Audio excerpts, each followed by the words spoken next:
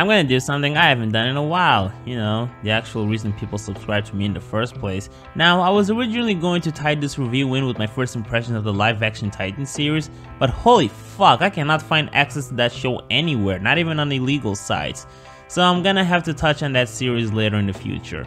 Anyway, back when Teen Titans Go to the Movies was first released, I wasn't lucky enough to find it anywhere in theaters, which is why it took me this long to actually talk about it. But also, man, both the pre and post-release phases were kind of annoying. Before the movie came out, I kept hearing people say shit like, "Hey, Cartoon Network, what the fuck? Why out of all your properties you decided to give Teen Titans Go a movie? Why not give Adventure Time or Steven Universe a movie?" Even though Teen Titans is neither produced nor owned by Cartoon Network, and given its massive success and brand recognition, it would actually be even dumber if they didn't release a movie based on that series. And then when it finally came out, even though it received 100% on Rotten Tomatoes via early releases, I was still bombarded with tweets from people acting as if liking the movie was an unpopular opinion. Guys, I just watched the movie and I ironically enjoyed it. I'm not fucking around, guys. It was genuinely good. No trolling. Like, oh my fucking god, dude. Are you not paying attention to the conversations? Everyone likes it, including people that don't even care about the series. Your opinion is really not as surprising and unpopular as you think it is. Anyway, as for my thoughts on the movie, it was decent. It kinda had a shit start, but over time it got a lot better, but then it kinda got worse in some ways. I would like to start off by saying this is perhaps the most Teen Titans Go movie you could possibly make. It has the same self-deprecating and self-aware tone that we've grown to recognize. I appreciate the amount of references to superheroes, particularly in DC, that the movie doesn't shy away from dissing. It will happily make fun of Green Lantern, even if they were referencing a different version from whom they decided to portray, and the Martha scene from Batman vs Superman, although for a movie that seemed to make fun of conventions, it's pretty disappointing how predictable this was.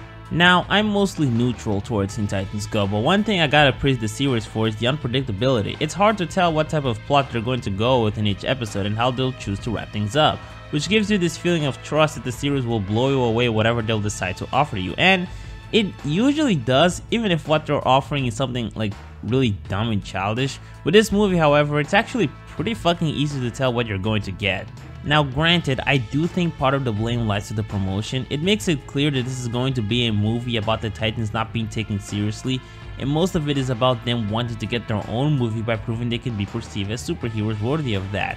And given our familiarity with the series and the way the showrunners view their confident approach to portraying the Titans, it was obvious that they would end the movie by just embracing their goofiness, which, I mean, I'm not going to begrudge the movie for wanting to convey this as the main goal, but it shouldn't prevent them from finding an inventive way to approach this. And to be fair, I think that for the most part, they were trying. This was a pretty surreal and meta story, and there was a certain point where it actually felt like they wanted to fuck around with their writing, like when the Titans decided to go back to the past and alter the fate of the DC heroes, but after the negative consequences were exposed once they returned to the present time, this conflict was just immediately fixed, which caught me off guard. I legit thought this timeline they created was going to be the crucial plot point, but they subverted my expectations, and I like that.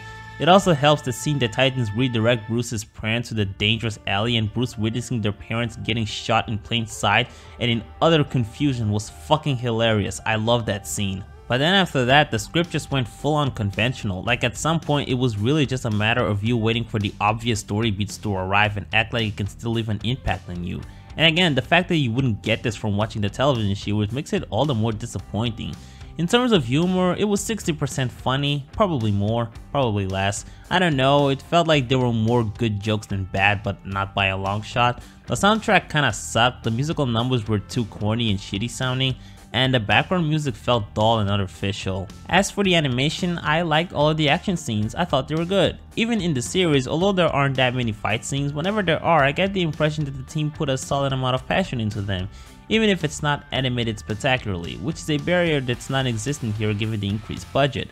Another thing I really like about Teen Titans Go is whenever they go through shifts of animation styles, and they always look cool and stylized, something we also get to see here a couple of times, and those scenes were pretty well touched. In terms of the improvements from the series, I would point at the locations, which is one thing I highly thank the movie for, because one of my biggest pet peeves with the series is the limited utilization of backgrounds, which is not helped by the fact that they tend to look pretty fucking overly simplistic. Here they tighten up and enrich the backgrounds a bit more, although I'm not very into the skies. Now let me make it clear that I'm not always bothered by realistically painting backgrounds in a cartoon, but with this movie every detail in the background is cartoony looking minus the sky.